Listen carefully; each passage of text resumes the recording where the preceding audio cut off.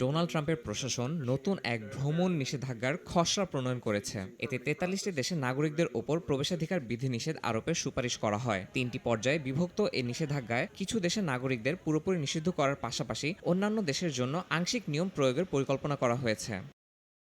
প্রস্তাবিত তালিকায় প্রথম স্তরে রয়েছে ১১টি দেশ। ওই দেশগুলোর নাগরিকদের যুক্তরাষ্ট্রে প্রবেশ পুরোপুরি নিষিদ্ধ করার সুপারিশ করা হয়েছে। এর মধ্যে রয়েছে আফগানিস্তান, ইরান, সিরিয়া, উত্তর কোরিয়া ও ইয়েমেনের মতো রাষ্ট্র। দ্বিতীয় স্তর কমলা তালিকায় পাকিস্তান, মিয়ানমার, রাশিয়া, বেলারুশ সহ 10টি দেশের নাগরিকদের ক্ষেত্রে আংশিক নিষেধাজ্ঞার প্রস্তাব করা হয়েছে, যেখানে শুধু নির্দিষ্ট ধরনের ভ্রমণকারীদের প্রবেশের অনুমতি থাকতে পারে। এছাড়া অ্যাঙ্গোলা, কম্বোডিয়া, লাইবেরিয়া, জিম্বাবুয়ে সহ 22টি দেশের জন্য একটি সতর্কতামূলক হলুদ তালিকা তৈরি করা হয়েছে।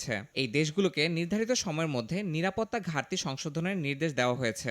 নির্দিষ্ট শর্ত পূরণ করতে ব্যর্থ হলে এসব দেশ কঠোর নিষেধাজ্ঞার তালিকায় অন্তর্ভুক্ত করা হতে পারে।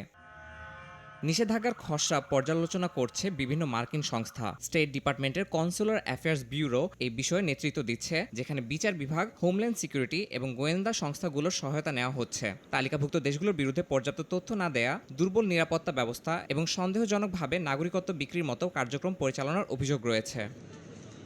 নতুন নিষেধাজ্ঞা কার্যকর হলে সেটি কিভাবে বাস্তবায়িত হবে তা নিয়ে এখনও স্পষ্ট কোনো সিদ্ধান্ত আসেনি। বর্তমানে ভিসাধারীরা এই নিষেধাজ্ঞার আওতায় পড়বেন কিনা, গ্রিন কার্ডধারীরা কোনো ছাড় পাবেন কিনা তা নিয়েও অনিশ্চয়তা রয়েছে। মার্কিন প্রশাসন আগামী সপ্তাহে এই বিষয়ে চূড়ান্ত প্রতিবেদন প্রকাশ করতে পারে বলে ধারণা করা হচ্ছে।